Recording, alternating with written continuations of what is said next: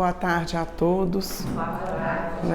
Na vibração dessa música tão gostosa, né, que nos eleva, que nos convida mesmo a buscar esse tratamento, né, esse tratamento íntimo, essa reforma íntima que a gente precisa para a gente encontrar a cura e esse encontro com Jesus. É claro que estamos todos no caminho, estamos todos aprendendo, né? Os Espíritos nos dizem que a nossa capacidade de compreensão das coisas divinas ainda é muito limitada, mas estamos aqui na busca desse entendimento, né? Estudando até hoje os ensinamentos de Jesus, as parábolas dele, tirando o véu da letra, né? Tudo aquilo que ele nos deixou, que é o caminho das pedras, para a gente encontrar o nosso tesouro. Porque onde estiver o nosso tesouro, estará o nosso coração. Então, onde será que está o tesouro que nós buscamos, né? Tesouro material, tesouro espiritual que Jesus falou. Então, o convite hoje é para a gente trabalhar essa passagem do Evangelho, onde ele fala da cura da mulher hemorroíça ou da mulher que sangrava, né?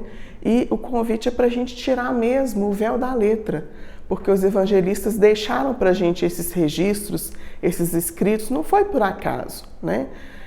A Bíblia é uma carta de Deus para nós, então a gente tem que ter esse hábito de leitura, tanto do Antigo Testamento, que fala, né, onde Moisés vem trazer para a gente a lei de justiça, porque naquela época não podíamos compreender ainda a lei de amor, e depois vem Jesus trazendo a lei de amor e caridade.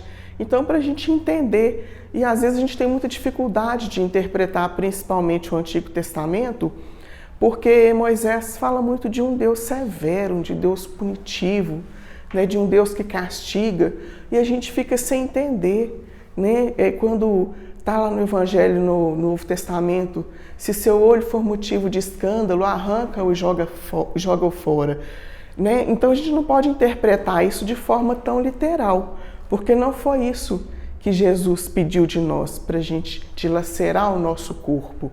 Então a gente precisa entender, tirar o véu da letra, buscar a essência da lei divina em cada passagem, em cada ensinamento que Jesus deixou para nós, né? Então nós vamos trabalhar hoje essa passagem dentro da nossa, do nosso conhecimento ainda muito limitado, mas nessa troca de ideias com vocês, para a gente conseguir compreender o que Jesus quis dizer, o que ele quis ensinar para a gente, né? Através do Evangelho, que eu peguei o Evangelho de Lucas, através dessa passagem, qual é a mensagem que Jesus quis deixar para nós? Há mais de 2000 anos que ele passou aqui pela Terra, e tudo que ele falou lá atrás ainda vale, né? A lei mosaica ainda vale. No Deuteronômio 28, Moisés vai dizer para a gente assim, ó, bênçãos para os que observam a lei de Deus. E aí ele vem falando de bênçãos materiais, de prosperidade no campo material para aqueles que seguirem os mandamentos de Deus, que ele já tinha, né, transcrito lá os 10 mandamentos. Por que ele promete bens materiais naquela época? Porque ainda não se conhecia a lei de amor, do perdão e de caridade. As pessoas ainda estavam muito apegadas às coisas materiais. Então, as promessas de Deus naquela época eram relativas às coisas materiais, né? E aí Moisés fala, então se não se desviarem nem para a direita, nem para a esquerda dos mandamentos que hoje vos prescrevo, vocês receberão todas essas bênçãos. E em seguida, no capítulo 29, ele vai falar, porém, se não observares os mandamentos que hoje prescrevo, todas essas maldições virão sobre ti e te alcançarão. Então, era aquela lei da medoterapia, né? Era através do medo que as pessoas cumpriam a lei divina, que é imutável, diferente das leis humanas que vão mudar de acordo com os costumes, com o tempo vão ser alteradas. Mas a lei divina, ela é imutável. Então, desde quando Deus nos criou, a lei é a mesma, né? E qual é essa lei? É o que nós vamos trabalhar hoje. Como que a gente se desvia dessa lei? Qual que é o cumprimento dessa lei? O que Deus pede de nós? O que Jesus quis nos ensinar? Então, no Evangelho de Lucas, capítulo 8, ele vai trazer para a gente o seguinte, ó. E estava ali certa mulher que havia 12 anos vinha sofrendo de uma hemorragia e gastara tudo o que tinha com os médicos, mas ninguém pudera curá-la. Ela chegou por trás dele, tocou na borda de seu manto e imediatamente cessou sua hemorragia. Quem tocou em mim? perguntou Jesus. Como todos negassem, Pedro disse: Mestre, a multidão se aglomera e te comprime. Mas Jesus disse: Alguém me tocou. Eu sei que de mim saiu virtude. Então a mulher, vendo que não conseguiria passar despercebida, veio tremendo e prostrou-se aos seus pés. Na presença de todo o povo, contou porque tinha tocado nele e como fora instantaneamente curada. Então ele lhe disse: Filha, a sua fé a curou, vá em paz. Então, no sentido literal da passagem, a gente compreende, né, que Jesus, no meio da multidão, apareceu aquela mulher que há 12 anos tinha uma hemorragia que não cessava, já havia gastado todos os seus recursos financeiros com todos os médicos e não encontrou a cura. Ouvindo falar de Jesus, ela foi até ele, tocou na veste de Jesus e ficou curada, né? E Jesus, que sentiu sair dele uma virtude, pergunta: quem me tocou? Em meio à multidão onde todos tocavam nele. E fala para ela: filha, tua fé te curou, né? Vai e não voltes a pecar. É sempre que Jesus dizia. Então, a gente precisa agora fazer uma divisão, né? Uma dicotomia, que é o seguinte: no tempo de Jesus, a mulher, quando menstruava, ela se tornava impura. Durante 7 dias ela não podia tocar em ninguém, porque se ela tocasse em alguém a pessoa se tornava impura e ninguém podia tocar nela, porque a pessoa ficaria impura. Ela seria punida e a pessoa que foi tocada ou que tocou nela teria que passar por um processo de purificação, segundo a lei daquela época, né? Então, a gente vem e pega aqui a primeira frase, né, que fala o seguinte: e estava ali certa mulher que havia 12 anos vinha sofrendo de uma hemorragia. Então, há 12 anos ela estava naquele processo de sangramento. Trazendo para os dias atuais, o que é a perda de sangue para nós hoje? Perda da vida. Exatamente. Sangue para nós é vida. Então, se ela estava perdendo sangue, ela estava perdendo vida. Hoje, a gente não pode cogitar de uma pessoa que fique 12 anos sangrando constantemente e essa pessoa continuar viva, né, com um sangramento tão intenso durante tanto tempo. Então, qual que é a mensagem? Então, né? O que significa esse há 12 anos sangrando, há 12 anos perdendo vida? Significa dizer que há 12 anos ela havia se afastado dos mandamentos de Deus. Há 12 anos ela vinha violando a lei divina, porque todos os nossos atos têm consequências. Na doutrina espírita hoje a gente estuda a lei de causa e efeito.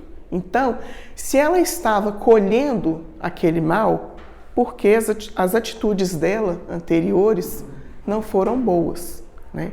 Lei de causa e efeito. Então, se ela sangrava há 12 anos ela vinha errando.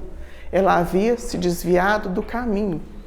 Ela havia se desviado dos mandamentos que Moisés falou para a gente lá atrás, né, em Deuteronômio. Sem se desviar nem para a direita, nem para a esquerda. Não existe o caminho do bem. Todos nós já temos gravado na nossa consciência o que é certo e errado. Fomos criados espíritos puros e ignorantes, está no livro dos Espíritos, né? A nossa evolução depende de nós, porque nós não somos robôs. Se Deus interferisse em todas as nossas atitudes, todas as vezes que a gente caminhasse para o erro e Deus nos trouxesse de volta, né, e viesse aquela mensagem clara, assim, até do nosso guia espiritual: não é por aqui que você tem que ir, a sua decisão tem que ser essa, que mérito que nós teríamos? Nenhum. O nosso progresso espiritual, a nossa evolução espiritual, ela é individual. Por isso que Jesus fala: a cada um segundo as suas obras. Porque muitas vezes a gente quer justificar o nosso erro por causa do erro do outro. Mas o erro do outro é do outro, né? O que Jesus ensina pra gente? Perdoar quantas vezes forem necessárias. Ah, mas eu não consigo perdoar. Então vamos pelo menos tentar esquecer. Vamos pelo menos tentar não ficar remoendo aquela raiva, aquele rancor, tudo aquilo que vai deteriorar o nosso íntimo. Nós somos criaturas divinas, a nossa essência é divina. Então tudo aquilo que faz mal abafa a nossa luz interior. Não apaga a centelha divina que todos nós trazemos, mas ela fica ali, ó, abafada. Então, através do nosso próprio movimento, das nossas próprias decisões, é que a gente vai impedir que essa escuridão tome conta de nós por causa do erro do outro, né? Na escala da evolução, ninguém caminha pelo outro. Então, nós temos que caminhar sozinhos, fazendo as nossas escolhas, e nos momentos de provas e expiações, são os momentos que nós estamos no deserto, né? É o nosso momento que, assim, somos nós e Deus. Ninguém pode fazer por mim, ninguém pode mudar isso por mim, a não ser eu. E aí é onde Paulo de Tarso nos convida ao bom combate, né? Vamos tirar de nós o homem velho, combater dentro de nós o orgulho, a vaidade, aquelas coisas que eu ainda tenho muita dificuldade. É o meu calcanhar de Aquiles, é o meu ponto fraco, é onde eu tenho que me fazer forte. Se eu tenho dificuldade de perdoar, eu tenho que trabalhar isso dia a dia. O processo é lento, Deus não pede nada de imediato de nós. Ele não exige que tenhamos uma atitude tão agressiva conosco mesmos. Ele entende a nossa pequenez e a nossa necessidade de construir, né, de reconstruir o nosso caminho pelos desvios que nós mesmos criamos. Então, essa mulher que estava há 12 anos se desviando do caminho, né, buscava uma cura e que, aí vem dizer aqui, olha, no segundo verso, que ela, na continuação do primeiro mesmo, né, ela havia 12 anos e ela gastara tudo que tinha com os médicos, mas ninguém pudera curá-la. Aí, trazendo para os dias atuais, ela gastara o quê? Aqui, na literalidade da lei, ela gastou os recursos financeiros. Durante 12 anos, ela gastou o quê? Os recursos divinos que ela trazia dentro dela. As virtudes que todos nós trazemos dentro de nós. Nós fomos criados com virtudes, fomos criados para o bem, fomos criados para o amor. Mas as nossas escolhas nos desviaram do caminho. Então, a gente vai entender o quê? Que ela já havia gastado toda a herança divina que ela havia recebido nesses 12 anos, e chegou no momento da vida dela que ela já não tinha mais amigos, que ela já não tinha mais o abraço, ela já não tinha mais o toque das pessoas, ela já não tinha mais a presença das pessoas na vida dela, porque ela tinha que viver reclusa, isolada, porque ela era tida como impura. Então é isso que acontece com a gente. Pelas nossas atitudes, nós nos tornamos impuros. Nós vamos trazendo o mal para dentro de nós e vamos nos afastando do amor de Deus. Vamos nos afastando daquilo que é bom, né? Eu costumo dizer, é uma frase que eu li em algum lugar, não lembro onde, que nós temos que cuidar do nosso jardim para que as borboletas venham. O problema é que a gente... Mário Quintana, né? Então, assim, o problema é que a gente quer que elas venham de qualquer maneira, né? Eu quero ter, eu quero ser, eu quero que aconteça na hora que eu quero, e a gente ainda tem tanta dificuldade de compreender os desígnios de Deus na nossa vida, né? O chamado de Deus, que vem de diversas formas, de formas tão distintas, mas que Ele não esquece de nós. E aí a gente vai lembrar também da parábola do filho pródigo, né? Fazendo uma analogia aqui, porque ela gastou todos os recursos que ela tinha, da mesma forma que o filho pródigo, né? Ele pediu ao pai toda a herança dele, foi para o mundo, gastou, e chegou no momento que ele falou assim, agora eu não tenho mais nada. Eu gastei todos os meus recursos, e o que me resta agora? É o que acontece com todo mundo, né? O que acontece com a gente. Quando a gente chega no fundo do poço, no auge do nosso sofrimento, no auge do nosso desespero, de quem que a gente lembra? Do Pai. A gente lembra do Pai, eu quero voltar para a casa do Pai, né? O filho pródigo quis voltar para a casa do Pai. E é para o Pai que a gente volta, é Deus que a gente procura, é Deus que a gente busca na hora da dor e do sofrimento. Porque quando está tudo bem, a gente vai sempre deixando para depois. Não é que nós somos pessoas totalmente ruins, não. Nós temos uma essência boa, nós praticamos boas ações, nós temos coisas boas dentro de nós. Mas o nosso papel para entrar no mundo regeneração é tirar de dentro de nós aquilo que ainda é ruim, né? Eu posso dizer que assim, nós somos 60% bons na maior parte do tempo e 40% do tempo nós somos ruins.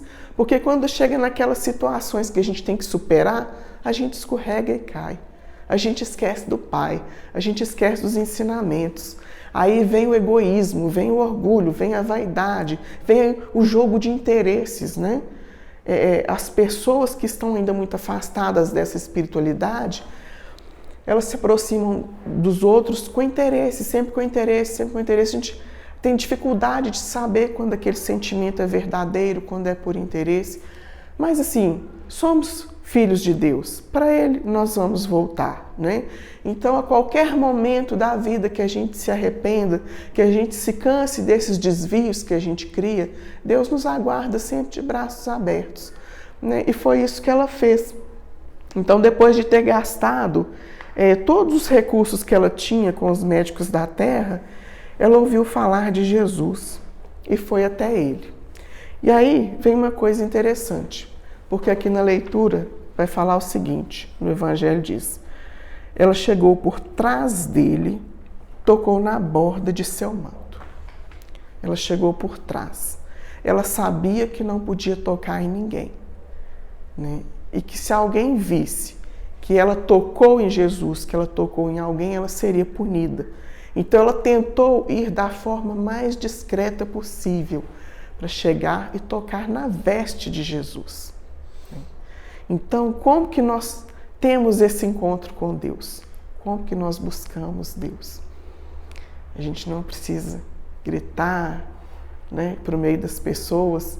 A gente busca Deus no nosso íntimo, de forma discreta, né? Nós temos que orar, lembrando que Deus está aqui do nosso lado, como nós estamos conversando aqui.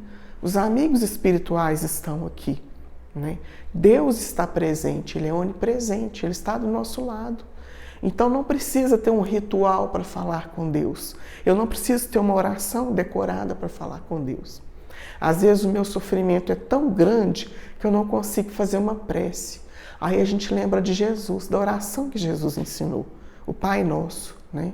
Então eu vou recitar aquela oração, que é uma oração decorada, mas que ela sai do fundo do coração. Quando a gente fala assim, Deus, eu não consigo orar, mas me ajuda. Ele está me ouvindo.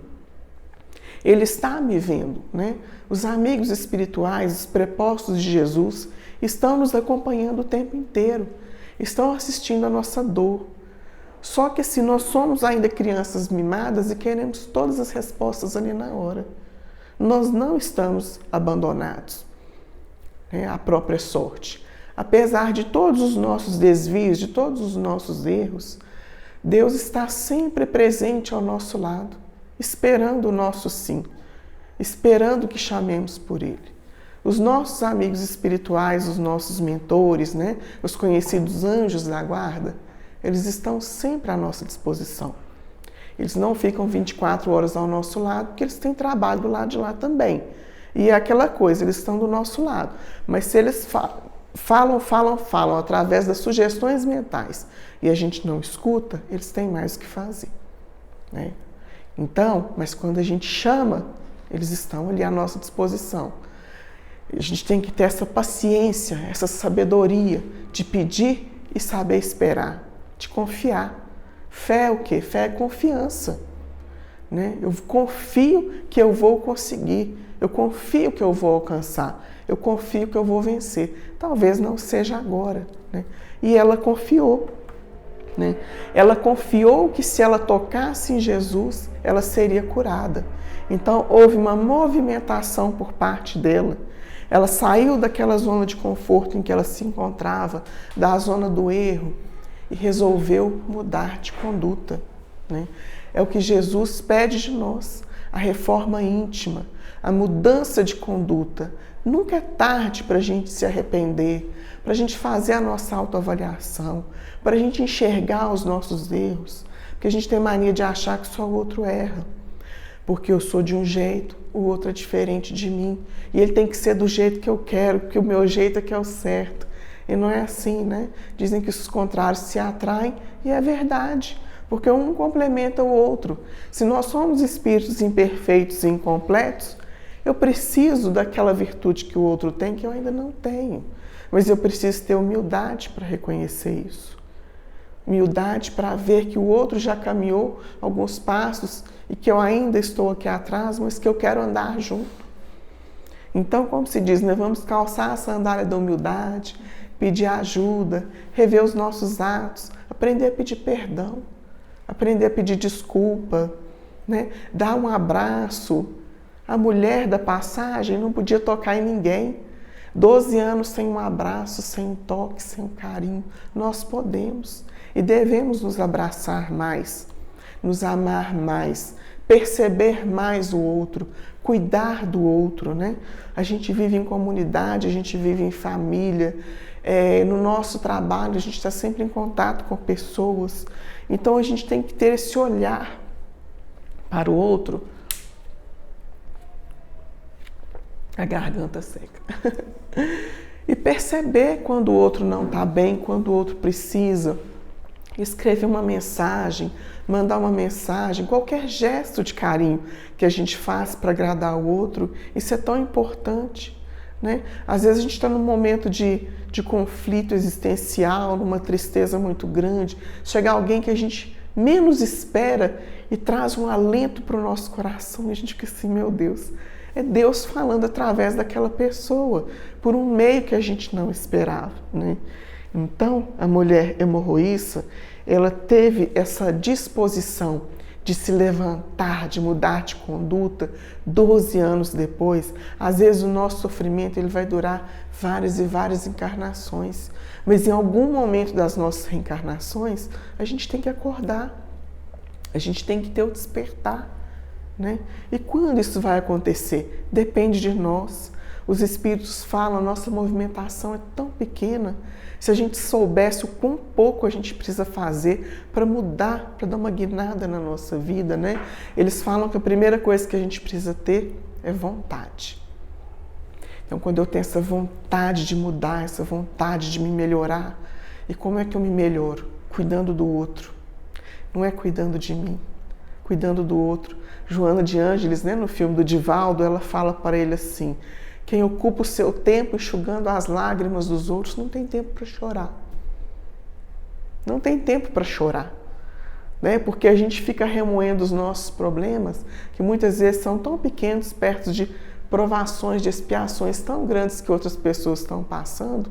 Então, se a gente tiver, né, essa preocupação de cuidar mais do outro do que de mim, o maior beneficiado sou eu. Todo bem que eu faço volta para mim. Então houve essa movimentação por parte dela, eu quero mudar. Aí a partir desse momento, o que ela fez? Ela buscou Jesus. Chegou de forma discreta, silenciosa perto de Jesus e tocou na orla da veste de Jesus. A orla da veste das pessoas daquela época, isso está no livro de Números, eles tinham que ter um bordado na barra da veste com uma fita azul para lembrar os 10 mandamentos, para lembrar a aliança do homem com Deus. Então, todas as vezes que alguém olhava para aquela borda da roupa, para a orla da roupa, era para relembrar o compromisso do homem com Deus. E é interessante, porque na passagem fala que ela tocou na orla, né? Por que ela tocou na orla? Porque ela buscava a reconciliação com Deus. É o que a gente está falando aqui, né? Que em algum momento da vida a gente vai buscar. E para ela foi aquele momento, foi aquela ocasião, foi aquele despertar. Ela tocou na orla porque ela não queria mais se desviar do caminho, porque ela estava cansada, né, de errar. E é interessante que na nossa vida, né, chega algum momento, de preferência na atual encarnação, não vamos deixar para outra, que nós vamos buscar essa reconciliação com Deus. Buscar esse reencontro com Deus. Quanto antes isso acontecer, né, o melhor é para nós. Então ela tocou na orla e foi curada. Aí eu queria fazer um comentário a respeito do arrependimento, que é tão interessante que muitas vezes a gente atende nas reuniões mediúnicas que a gente participa, espíritos que estão tão arraigados no mal, naquele desejo de vingança, né? E a gente convida ao arrependimento.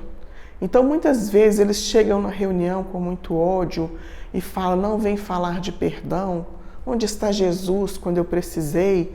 Mas quando eles chegam na reunião mediúnica é porque eles já estão em condição de despertar para o caminho do bem. Eles já estão cansados daquela vida de infortúnios do lado espiritual, porque eles já estão cansados da escuridão, porque o desejo de vingança, ele macula a nossa alma, ele escurece a nossa visão, ele nos desvia do caminho. O desejo de vingança só faz mal. Então até os espíritos obsessores, eles se cansam daquele desejo de vingança, quando a gente mostra para eles, olha, enquanto você quer se vingar, está aí arraigado no mal, no ódio, lembra daqueles que você ama, que já partiram, que estão à sua espera, né? E sempre aparece naquela ocasião a mãe, o pai, alguém que era uma referência de amor para aquele espírito, que ele se derrete em lágrimas, que toca o coração dele e ele vê, ele coloca na balança ali o que é melhor, eu permanecer nesse sofrimento em busca da vingança ou eu caminhar para a luz, no colo da mãe, né? No colo, ao lado das pessoas que eu amo, abraçado a quem eu amo.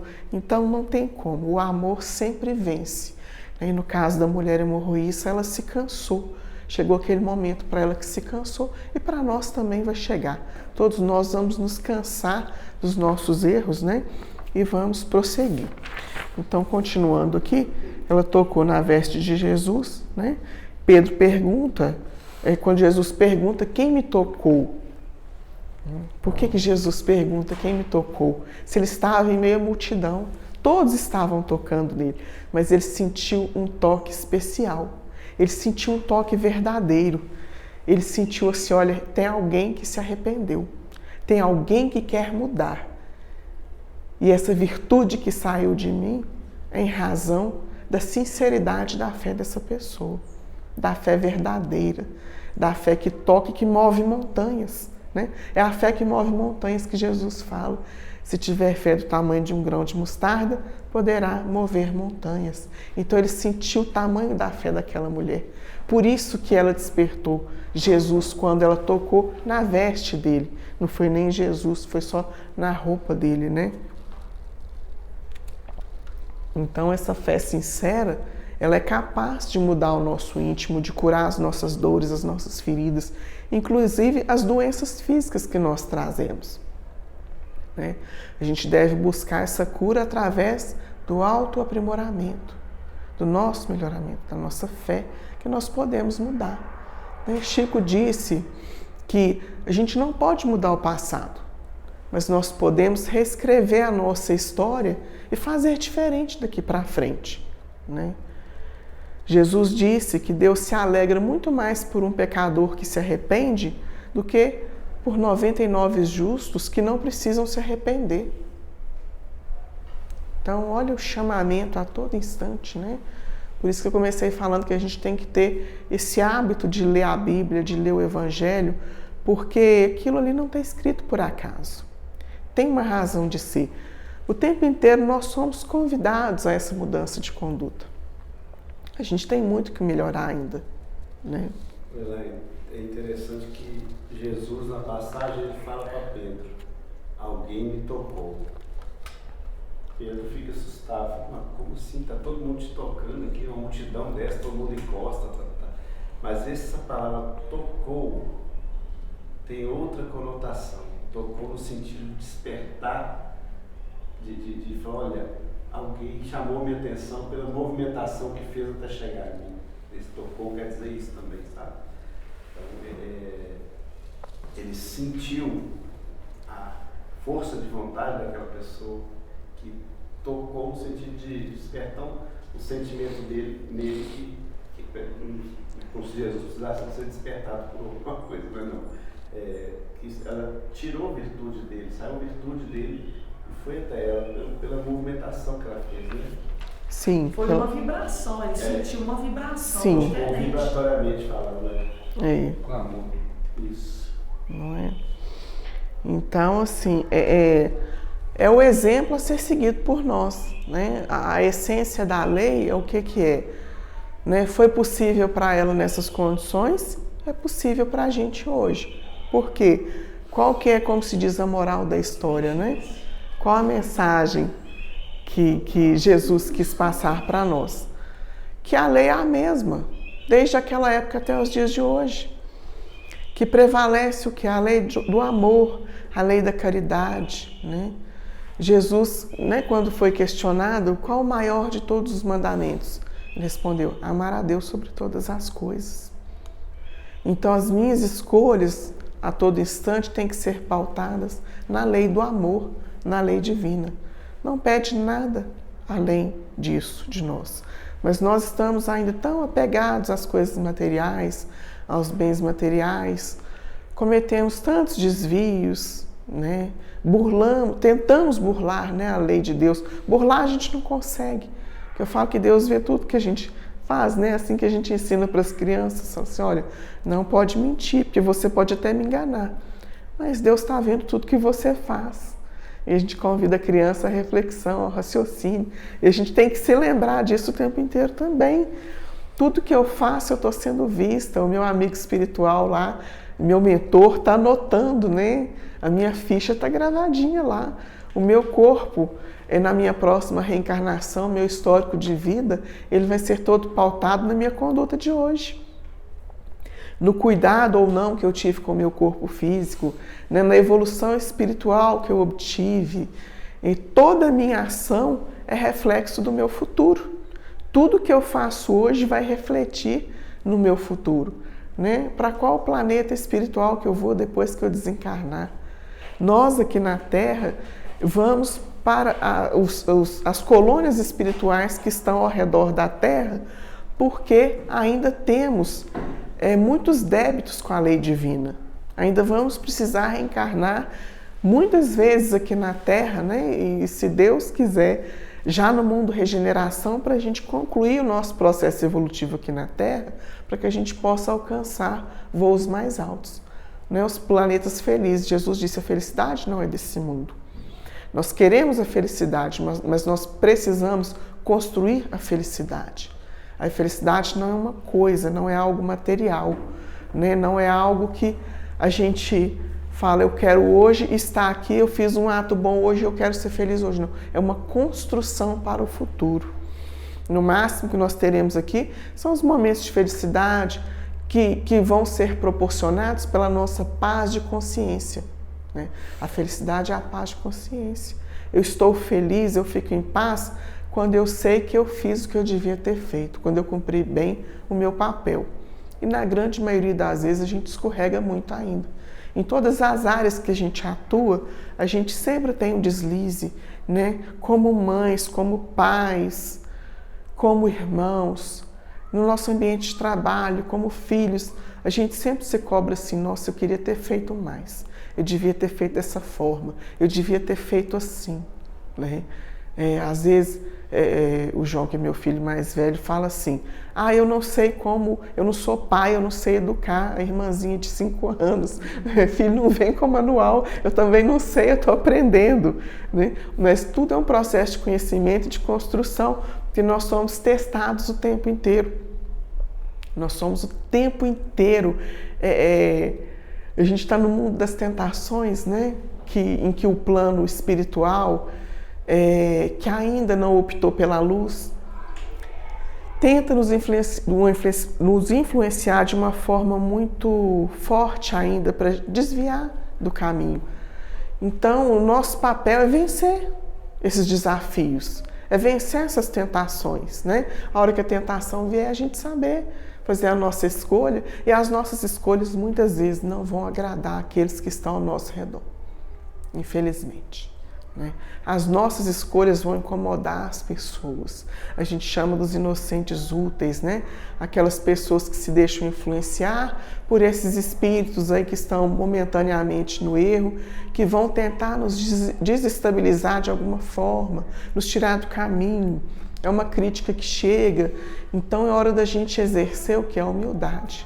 Saber receber aquela crítica, não criar milindres, não criar picuinhas, para não complicar, para não atrasar ainda mais a obra do Cristo, que começou a ser edificada aqui na Terra já há tantos anos, né? E com a nossa conduta, a humanidade como um todo vem atrasando a conclusão desse trabalho. Está nas nossas mãos, né? Jesus fala: aprendei de mim que sou manso e humilde de coração. Então, por que não sermos iguais a Ele? O que nos impede de também sermos mansos, pacíficos, humildes de coração, né? Humildade sem nos rebaixar. Humildade nas nossas colocações, reconhecendo a nossa pequenez, as nossas falhas, né? Na busca do complemento, porque o outro me completa, porque eu preciso do outro, ninguém é autossuficiente. É muito difícil. O que a gente vai aprender vivendo sozinho? Né? Nós vamos só aguçar cada vez mais aí o nosso egoísmo. Porque tudo eu vivo para mim, tudo que eu faço é para mim, eu nunca faço nada pelo outro. Então é o nosso grande desafio. Né? Aí eu queria trazer aqui uma questão de... A gente vem falando, né, das doenças, do tratamento, né, da cura. A gente trabalhando a questão da cura, como que as doenças vão surgir no nosso organismo, como que nós atraímos a doença para o nosso organismo. E aí no livro Consolador, né, perguntaram para o Emmanuel, é a questão 96 do livro Consolador: toda moléstia do corpo tem ascendentes espirituais? E aí Emmanuel vai responder: as chagas da alma se manifestam através do envoltório humano, ou seja, tudo que eu trago de ruim dentro de mim vai refletir no meu corpo humano. O corpo doente reflete o panorama interior do espírito enfermo. A patogenia é um conjunto de inferioridades do aparelho psíquico. O que eu trago na minha mente? É a minha mente que comanda. Com o que eu alimento a minha mente? O que eu assisto? O que eu escuto? O que eu cultivo? Quando vem aquela sugestão assim de fazer coisas negativas, né, de agir contrário à lei divina, qual que é a minha postura naquele momento? Então é esse lixo espiritual que a gente acumula na nossa mente que vai provocar a doença. E é ainda na alma que reside a fonte primária de todos os recursos medicamentosos definitivos. Então, se eu crio a doença, eu tenho a capacidade de curar, eu tenho a capacidade da autocura, né? Se eu segui o caminho, se eu me desviei do caminho e trouxe para dentro de mim a doença física, eu posso promover a minha autocura, né? O evangelho que a gente acabou de estudar aqui, quando houve a movimentação daquela mulher, quando ela se cansou, quando ela resolveu mudar de caminho, a cura chegou, né? Então o ato, ele é individual, a cada um segundo as suas obras. E aí Emmanuel continua: a assistência farmacêutica do mundo não pode remover as causas transcendentes do caráter mórbido dos indivíduos. O remédio eficaz está na ação do próprio espírito enfermiço. Podeis objetar que as injeções e os comprimidos suprimem a dor. Todavia, o mal ressurgirá mais tarde na célula do corpo. Indagareis aflitos quanto às moléstias incuráveis pela ciência da terra, e eu vos direi que a reencarnação em si mesma, nas circunstâncias do mundo envelhecido nos abusos, já representa uma estação de tratamento e de cura, e que há enfermidades da alma tão persistentes que podem reclamar várias estações sucessivas com a mesma intensidade nos processos regeneradores. Então Emmanuel diz o quê, né? Nós atraímos a doença, nós temos a capacidade de curar. Os medicamentos da terra são a misericórdia divina, que intui os cientistas, os médicos, como um paliativo para as nossas dores do corpo, né? Mas a gente toma o remédio, se a gente não mudar o nosso íntimo, a doença volta. E aí quando a gente pensa assim, qual é a causa da gastrite? Por que eu tenho gastrite, né? Muitas vezes a gastrite está ligada à falta de perdão, a pessoa que é muito nervosa, que é irritadiça, porque Emmanuel fala que a irritação é uma doença, é a cólera, né? Aquela pessoa colérica que tudo se irrita, é uma doença que vai refletir no nosso organismo. o câncer, ligado à falta de perdão. Então, cada órgão do nosso corpo, ele reflete de alguma maneira aquele ponto que a gente precisa mudar, né? Então, fica mais fácil quando a gente estuda a doutrina espírita, quando a gente busca a causa das nossas doenças físicas, para a gente tratar a raiz do nosso problema. A questão da depressão, que a pessoa entra no processo de tristeza, de melancolia, que vai atraindo, né, os espíritos que estão no mesmo padrão vibratório. Não quer dizer que é um espírito obsessor, não quer dizer que seja um espírito que quer me prejudicar, mas ele está no lado espiritual da vida, vibrando igual a mim. Eles vão se aproximar, eles vão agravar o meu estado de tristeza, né? Os meus neurônios vão ficar danificados, a produção da serotonina, da noradrenalina, dos hormônios necessários, né? Os hormônios responsáveis pela nossa felicidade, entre aspas, né? Pelo nosso bem-estar, vão ficar prejudicados, vai diminuir a produção. Então, assim, é todo um processo que a gente cria que vai refletir no nosso organismo. E como desfazer isso, né? Usando o benefício dos remédios, dos medicamentos que vão aliviar esses sintomas. Mas para que haja a verdadeira cura, a gente precisa avaliar a nossa conduta. E Jesus ensina que é pelo amor que a gente cura. E se eu tenho dificuldade de amar as pessoas, porque às vezes a gente tem muita dificuldade de aceitar as pessoas, de conviver com o erro das pessoas, eu vou começar por aquilo que é pequeno. Eu vou começar cuidando do jardim. Eu vou começar cuidando das plantas. Eu vou começar amando os animais. Eu vou ter um bicho de estimação. Um bichinho que eu vou cuidar, que eu tenho aquela responsabilidade com ele, que eu tenho que dar água, que eu tenho que dar o alimento, que eu tenho que dar carinho, que vai estar ali do meu lado sem me pedir nada em troca. Né? Então a gente começa assim, trabalhando isso nas coisas pequenas. Eu vou visitar um asilo, um hospital, eu vou levar uma doação. Não quero nem ter contato com a pessoa que vai receber, mas eu vou entregar essa doação em algum lugar. É um movimento, é pequeno, mas é um movimento que eu estou fazendo. E esse movimento vai crescendo, porque a cada dia mais eu vou sentindo aquela necessidade.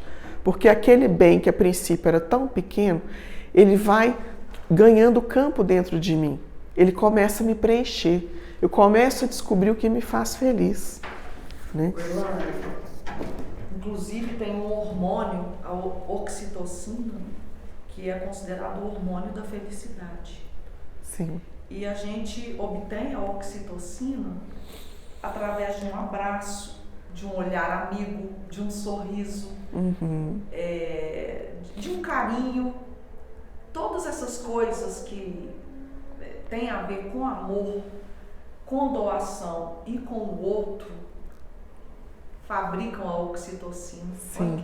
Legal. Já ouvi falar. Dizem até que a mulher, né, quando vai na hora do parto, na hora da amamentação, que ela produz em grande escala, porque aquilo ali é a plenitude da vida, né? Você... O bebê.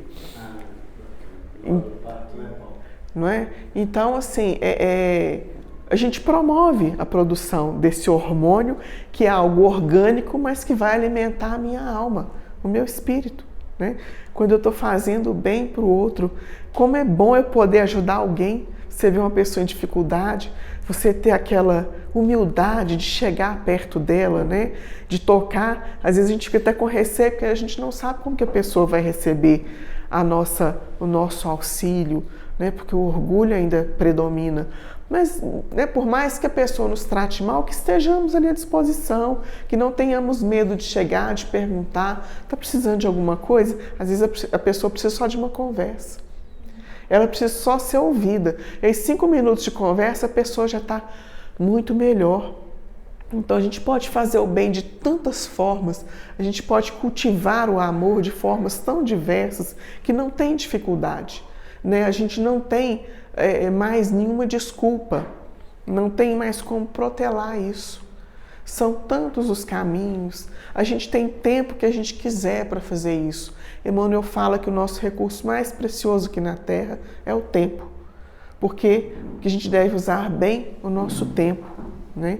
Se a gente não dá conta de fazer numa encarnação, A gente vai fazer enquanto forem necessários. Se a gente fizer tudo agora, ótimo, a gente evolui. Mas nós temos que começar. A gente tem que movimentar e não ficar esperando o outro. Que o outro faça, que o outro tome a iniciativa, que o outro venha me pedir perdão. O problema do outro é do outro, né? O meu é entre eu e Deus. O meu compromisso, em primeiro lugar, é com Deus, né? E aí, eu queria trazer também, ainda nessa questão da saúde, uma passagem do livro Terapêutica de Emergência, do Divaldo Franco. Aí na lição 23, ele fala da questão da saúde e da doença.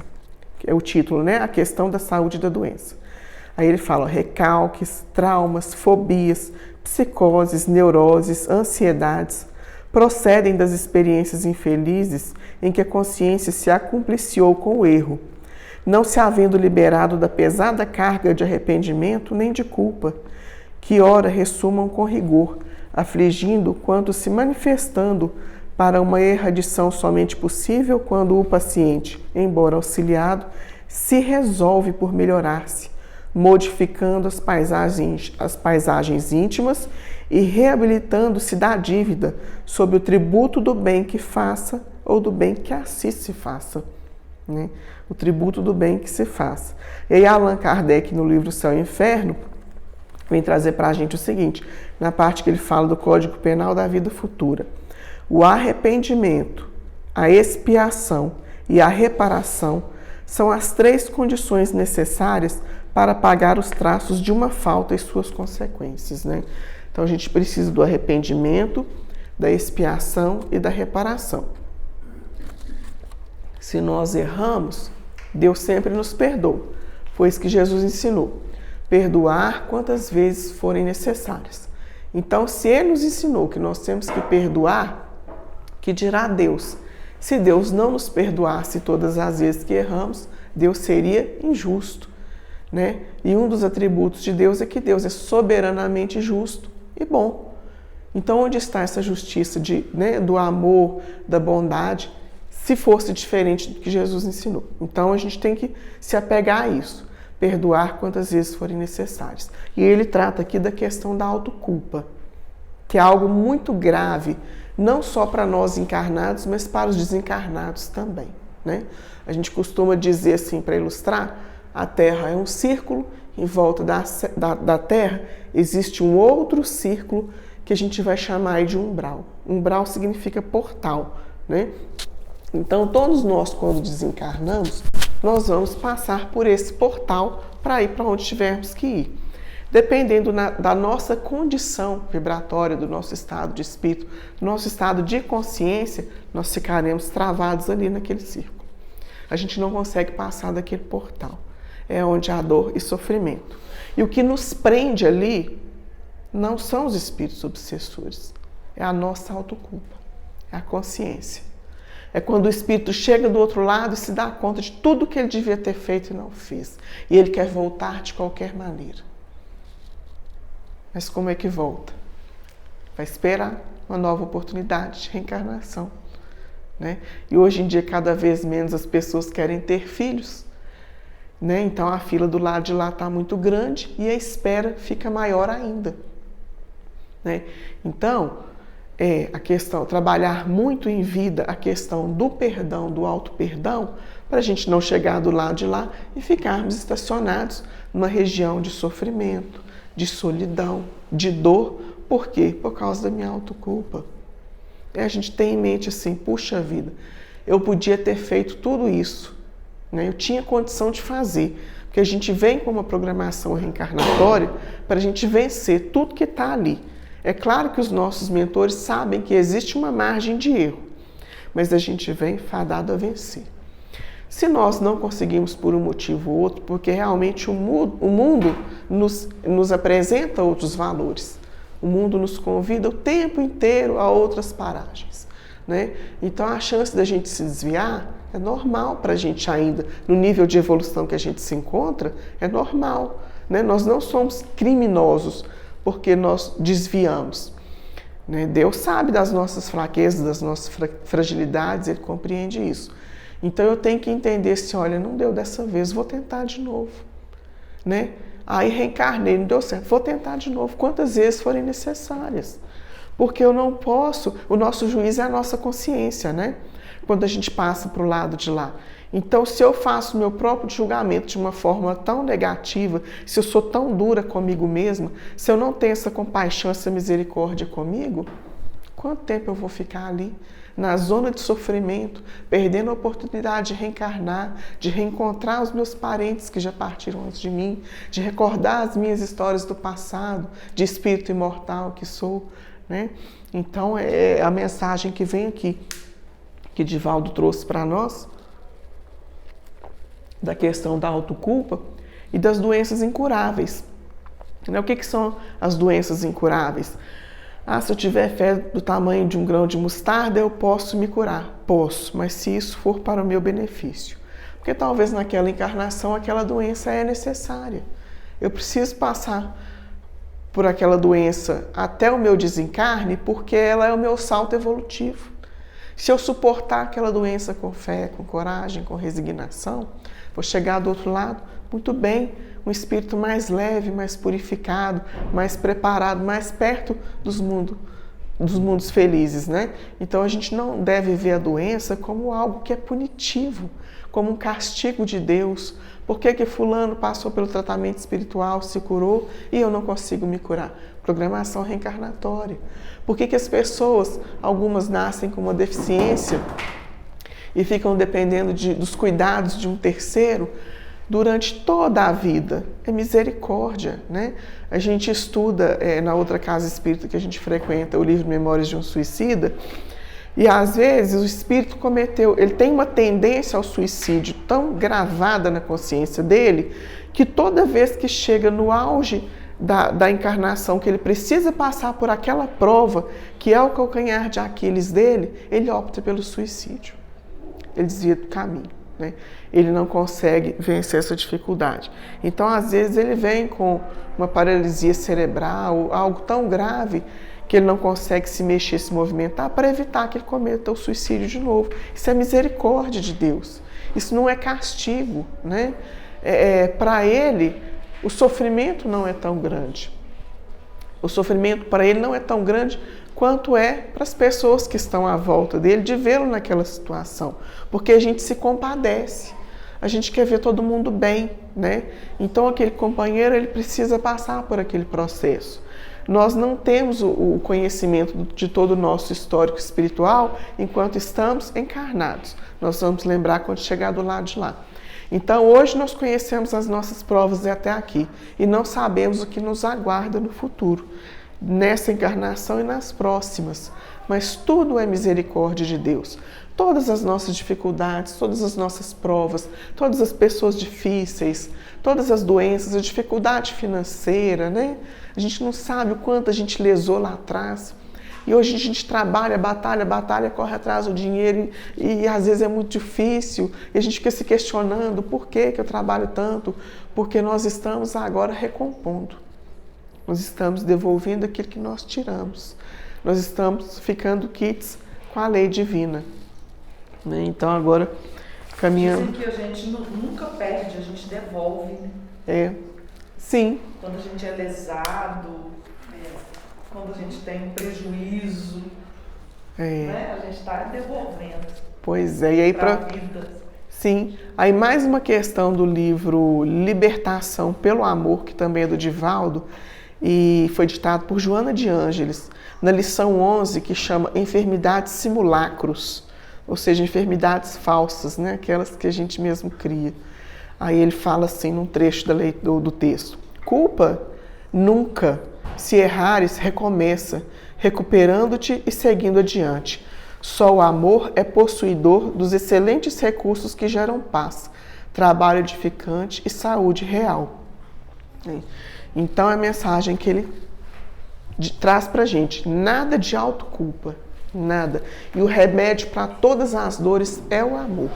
Aí eu vou frisar mais uma vez: se temos dificuldade de amar, porque o amor que Jesus teve por nós, ainda não temos essa capacidade de amar com tanta plenitude, com tanto desapego.